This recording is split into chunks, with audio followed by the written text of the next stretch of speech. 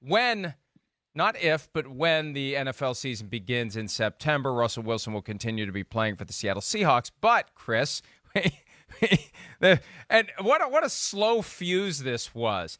It's been 11 days now since we did a PFTOT segment on untouchable players, untradeable players. And this was all sparked by the suggestion the Bengals, under no circumstances, would have traded the number 1 overall pick this year, making Joe Burrow, without ever playing a game in the NFL, untradeable, which is kind of ludicrous because he's unproven.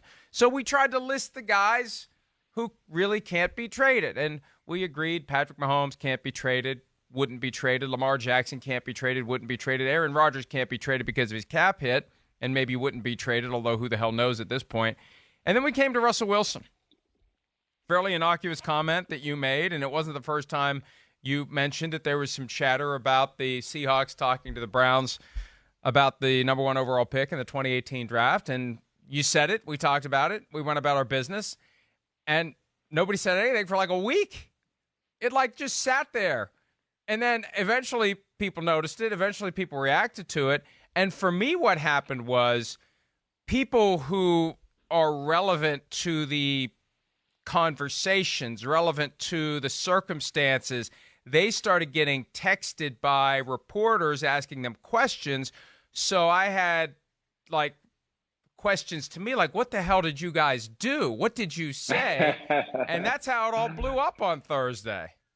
It's crazy because, like you said, I didn't really realize it blew up either. I had some people texting me last Wednesday night, hey, we'd love to have you on and talk about the Russell Wilson stuff. And I remember going on Pro Football Talk, did news break about Russell Wilson that I'm not aware of? And, to what you said also, Mike, I don't know when I brought this up the first time around, which I want to say was sometime early in the 2019 season, maybe training camp, right around that time. But hey, listen, long story short, the 2018 draft with Baker Mayfield, Josh Allen, and that whole group of guys. Yes, I was told, not long after the 2018 draft by somebody connected to one of the teams that was a conversation that was had. Was never told that it got deep into conversations. There was never a point of, oh, hey, let me go back to my people and let's talk about what we need to do to make this work. I was just told that was floated out there for the Cleveland Browns. And that, yes, I think there was, some gauging of the temperature there of where that might go. And then I just sat there and didn't really know anything about it.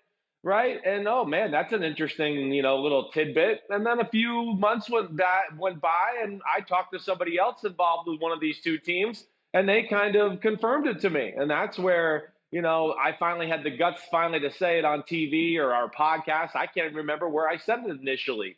But, that's really the gist of the story. And, the people I've got telling me this are pretty high level and in the know. So I was never led to believe that this was a rumor or bullcrap or something that was out there. I was being told by people that were in the direct know of the situation. And again, I don't know how far it got, but I do know John Dorsey and John Schneider have a very good relationship.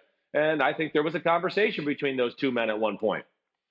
Well, and it's funny because we'll get accused of trying to sensationalize and to conjure up clickbait. And look, if that was the case, I'd have written the story the day that you mentioned it the first time. At a minimum, right. I would have done it last Thursday, not 4 days ago, 11 days ago, when you blurted it out again during PFTOT. But I mean,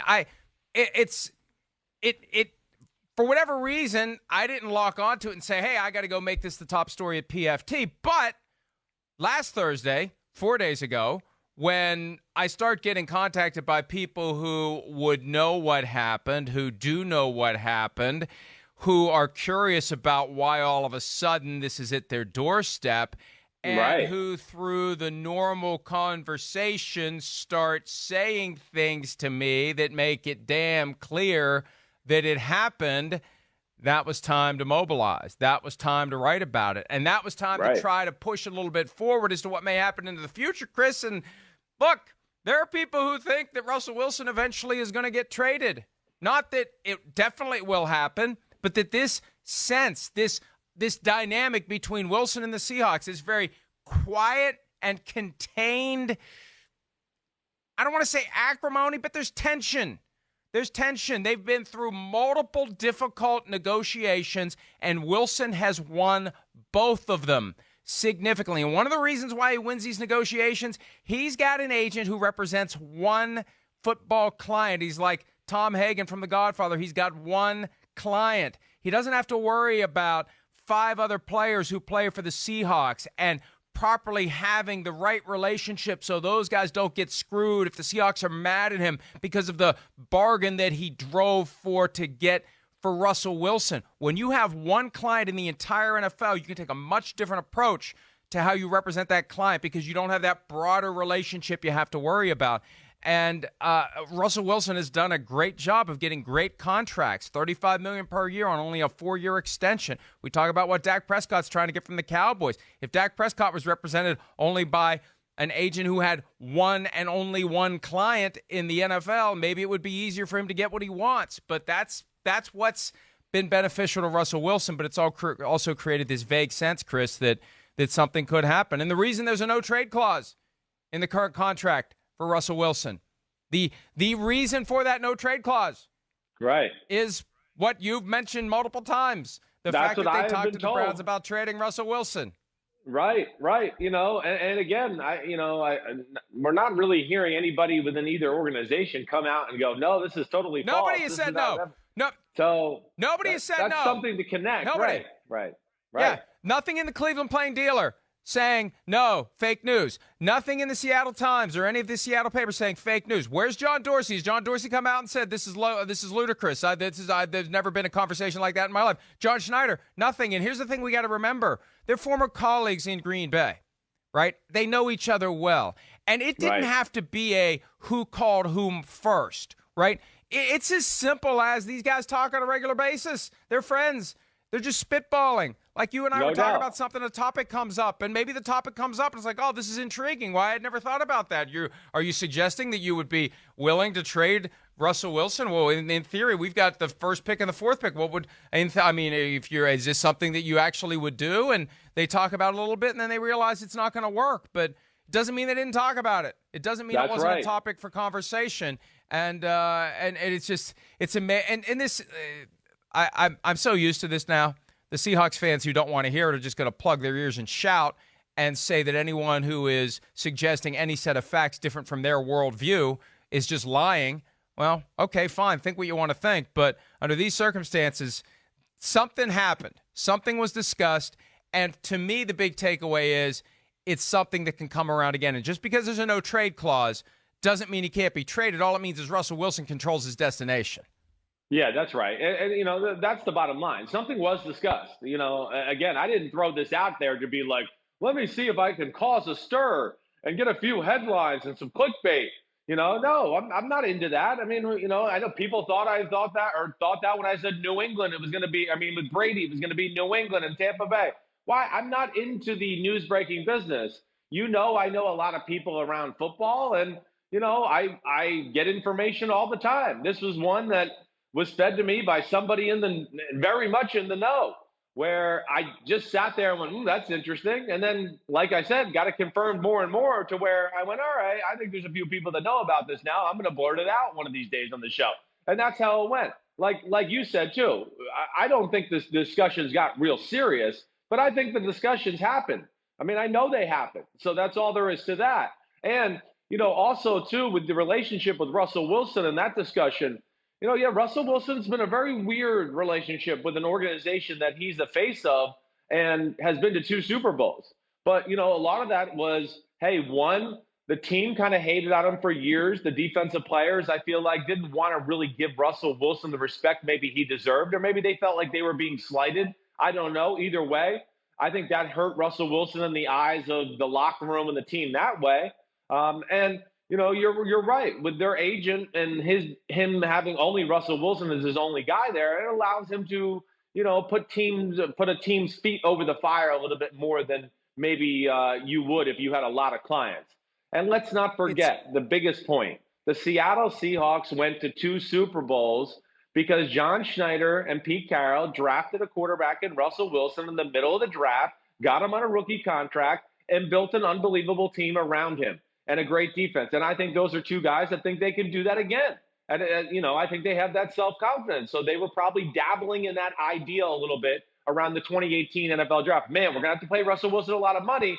Man, maybe we should just try to do what we did the first time around and see if we can get rid of this money, get a young quarterback, build a defense and a roster again, and see if we can play that same way and be successful. And I think that's really the gist of it.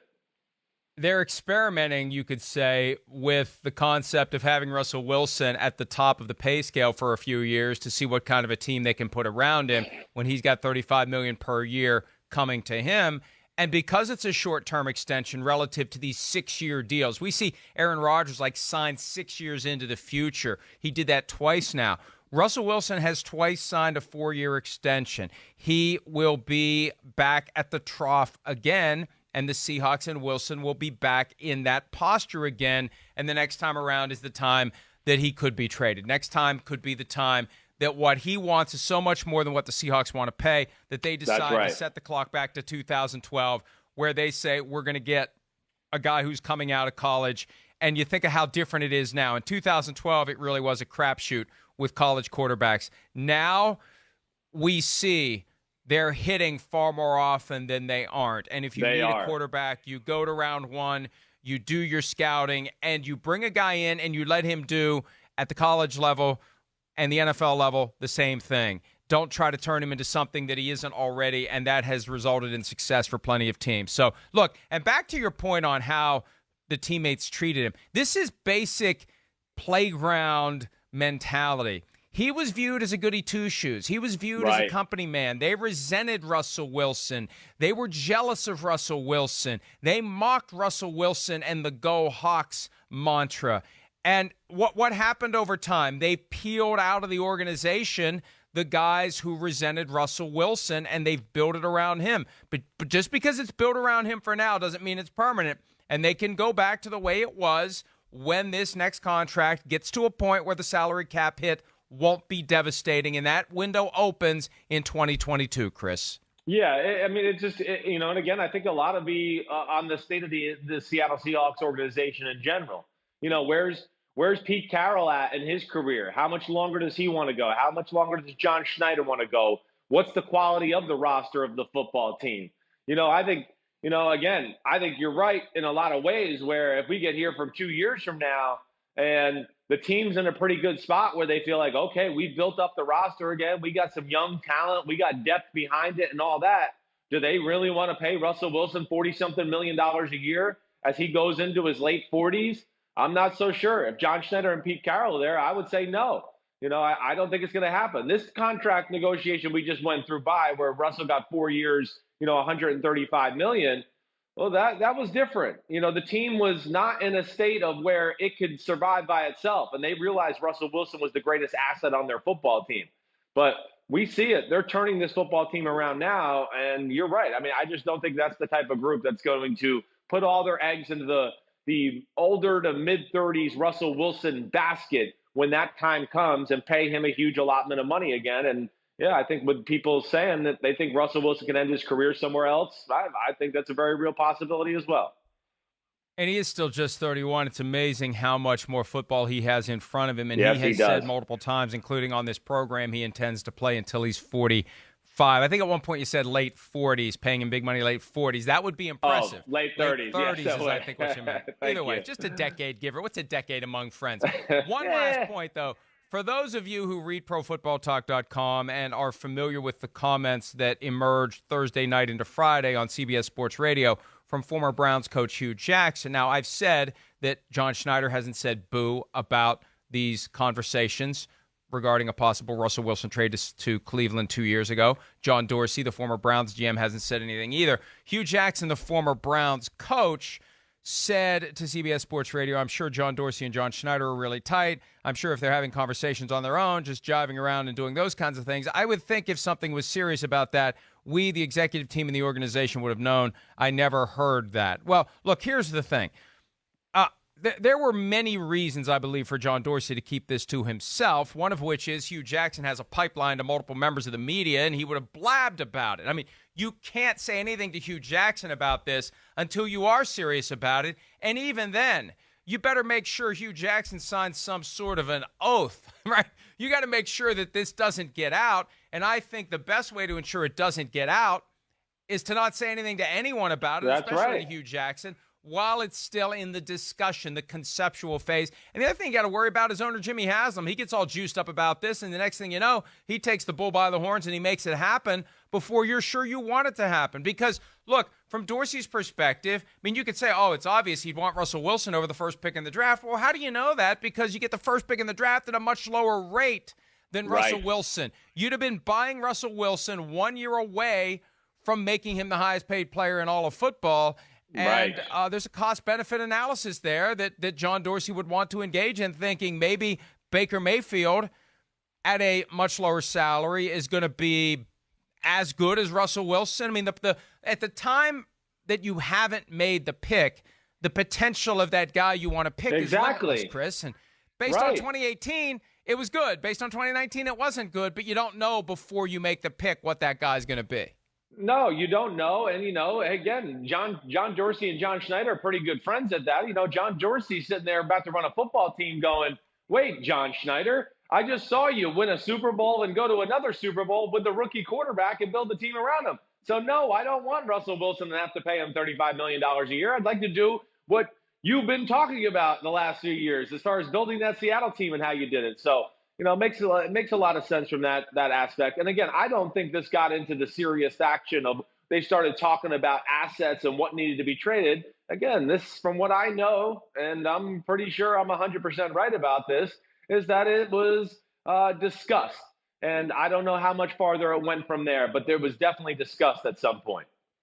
And think about how this comes up over the course of time. To the extent that John Schneider is dealing with an agent who has one client, the Tom Hagen of football. His name is Mark Rogers. He's a baseball agent. He's got one client. He can drive that hard bargain all the time with the Seahawks. It's going to frustrate John Schneider. So what's he going to do? He's going to complain about it to his friends. Who's one of his friends? John Dorsey. I mean, this could very well have been the latest chapter as of early 2018 in a continuation of an ongoing piss and moan session, for lack of a better term. Sorry, I'm inspired by the spirit of Chris Simms today, where eventually Schneider's just complained about it so much where Dorsey's like, well, how about I take him off your hands? I mean, that's how easily it can happen, right?